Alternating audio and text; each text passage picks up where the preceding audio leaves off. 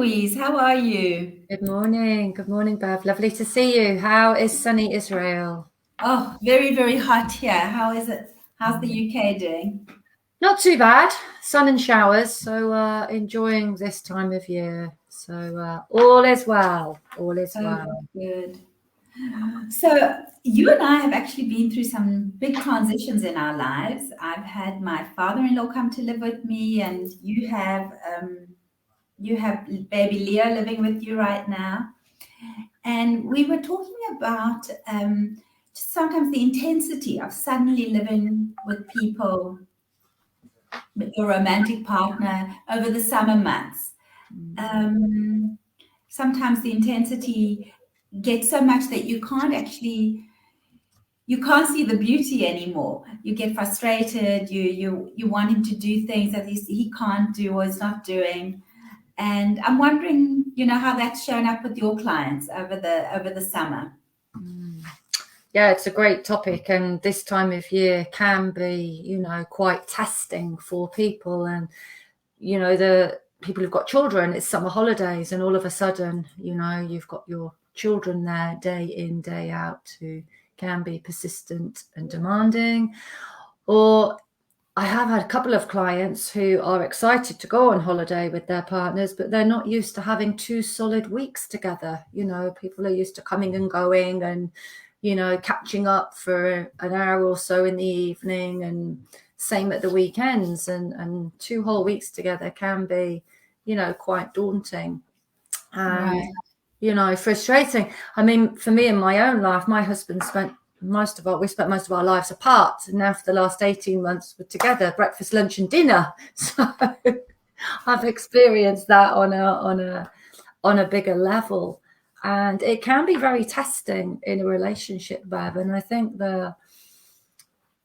all relationships are based on that commitment, that loyalty, that giving that person that freedom, the trust and the patience. And I think we can lose all of that when... Sorry, did it freeze just then? Are we still okay? We're good. We're still okay. I think we can lose that when we're constantly with that other person, and we can get irritable. We haven't got our own space. We haven't got our own routines. We're not doing our own things.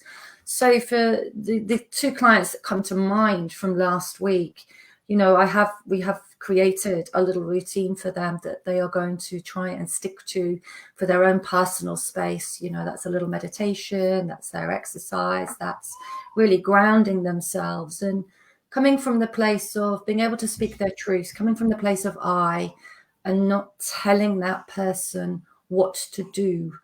And that can be a very powerful shift within that relationship, is when we just literally use the word I.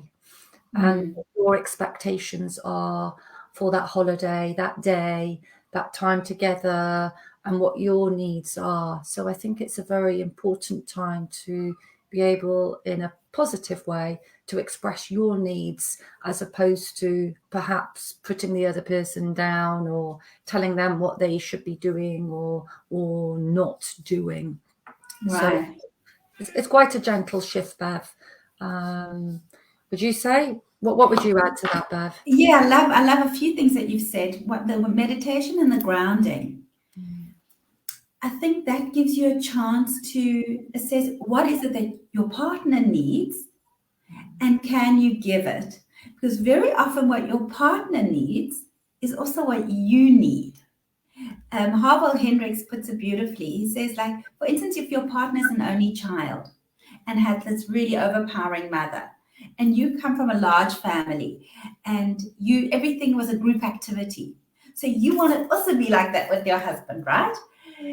Because that's how you were brought up. Everything, there was no personal space. But if you can give him the space that he so longs for, you will also be giving yourself the ability to get in touch with yourself, because some of you has been lost by being always in a group situation. So very often what we give our partners is actually what we want. That was the one thing. And I think that grounding and that meditation will give you that insight. The other thing is and this just slipped my mind, but give me a sec. The other thing is to word it in a way, it's not, please slow down. I'm really nervous when you drive. It's putting it in a positive way. I want to feel safe when you drive. This is what I need now. I need you when I'm upset, not to pull back. I need you just to sit with me, not to come in and try and fix something. I need you just to hear me. And very often being able to make the request in a positive way, your partner's so willing to do that, but they don't often know what they need to do. They think they need to mind read. And it's come back to me what the other thing was that I wanted to say, that this intense time together can often be very uncomfortable. And it's really an opportunity, if you see it as such, to expand and grow. Because therein, in the discomfort, and if we can just stay, why am I uncomfortable here? The insights that meditation and grounding will bring to you will help you expand as who you are and within the relationship. Beautiful. I love that, Bev. And that goes back to, the energy that we are exuding out of us is the connection with that other person. And as you say, giving that person that space, that personal freedom that we all need in order to be ourselves and to grow will bring that back to you, because whatever you're reflecting out there will reflect back. So that was so beautifully put. And never to assume. At the end of the day, so many of us assume that person saw it in this way, or they saw, they felt like this, and we can often be, it's our perspective. So I think to assume can be very dangerous, and we all do it. Right, and to check in, what do you need right now? Yeah. And I can't give you that right now because I'm really busy with my own thoughts and something's bothering me right now. I cannot give you that, but you know what? Let's check in later and maybe have the separation out and come back and let me sit with you. Yeah, exactly, Bev. Exactly. It's really expressing clearly what's going on for you and what's coming up for you. What my husband and I have started doing, and we haven't done it on a regular basis yet, and I would love to make it more of a part of our daily life, is at the end of the day, is to ask, how can I make your day better? Beautiful. Because, and again, it goes back to that assuming. I assume he needs or wants or what have you. And sometimes I am so off track. And what we were talking about much earlier in our little chat beforehand, Bev, was you helping somebody, one of your clients, and all they wanted to was just someone to listen to them, nothing else, just someone. And sometimes that's what Ian wants. He doesn't want me to fix anything I can't. He doesn't want me to do anything. Just listen to him without me trying to, make things better or tell him it doesn't matter or give the positive slant. He doesn't want any of that. So I think that simple question can really help, especially during these fraught times that can be fraught when we're looking forward to the times together. And so many of us can be disappointed after that intense time together because it hasn't worked out how you imagined with our rose-tinted glasses and this glorious time together, and we feel fractures and the arguments come and he said this and you've done that. And I think it's really, really important. Right. And I think what you said was so valuable about ritual, to try and bring something into the relationship that you both know. On the one hand, there's a caring behavior that's going to happen during the day. My husband and I have a ritual of asking each other for 3 things that you're grateful for at the end of each day. Nice.